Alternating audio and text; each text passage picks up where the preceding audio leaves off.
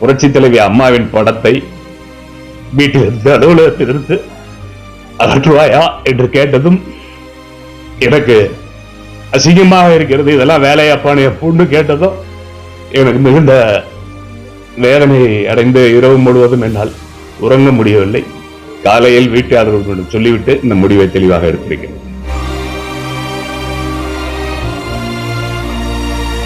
நேற்றைய தினம் நாங்கள் கூடியெடுத்த திராவிட முன்னேற்ற கழகத்தில் இணைவது என்ற முடிவில் நேற்று எனது இல்லத்தில் குடும்ப உறுப்பினர்களின் கடுமையான எதிர்ப்பும் அதனால் ஏற்பட்ட பிரச்சனையின் காரணமாகவும் எனது உடல்நலத்தின் மருத்துவர் ஆலோசனையின் காரணமாகவும் நான் இன்று மாற்று முடிவை எடுத்திருக்கிறேன். இல்லத்தார்கள் ஆலோசனைக்கிணங்க, மருத்துவர்களின் ஆலோசனைக்கிணங்க நான் பொது வாழ்க்கையில் இருந்து விலகிக் கொள்வது என்ற முடிவை எடுத்திருக்கிறேன். நேற்று ஒரு பேச்சு, இன்று ஒரு பேச்சு என்பது தவறான விஷயம் என்ற போதிலும் என் உடல்நிலையை கருத்தில் கொண்டும் என் குடும்ப சூழ்நிலை, என் குடும்ப உறுப்பினர்களின் அறிவுறுத்தலின் குடும்ப நிம்மதிக்காக நான் இந்த முடிவை எடுத்திருக்கிறேன். நான் எந்த அரசியல் கட்சியிலும் இனி பயணிக்கப் போவதில்லை. தயவு கூர்ந்து அண்ணன் வைத்திலிங்கம் அவர்களும் என்னோடு இத்துடன் பயணித்த கழக தொண்டர்களும் என்னை மன்னித்து என்னோடு இதுவரை உறுதுணையாக இருந்த கழக தொண்டர்கள் அவரவர் விரும்பும் கழகத்தில் இணைந்து பணியாற்றும்படி அன்போடு கேட்டுக்கொள்கிறேன்.